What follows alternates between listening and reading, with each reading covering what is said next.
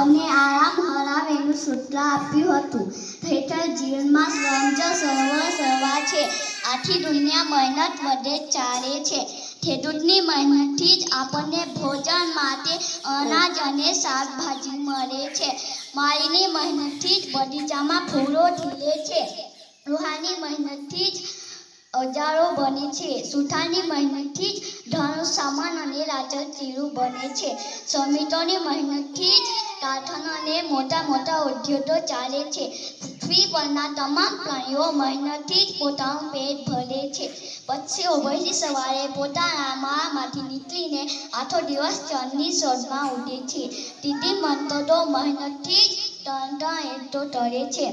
જાત જાતના ફૂલોમાંથી મનમાંથી મીઠો રસ સૂચે છે. તેમની આવી મહેનતથી જ મધ બને છે. મહેનત કરનાર વિદ્યાર્થી જ ખૂબ સારી અને ઊંચી સફળતા પ્રાપ્ત કરી શકે છે.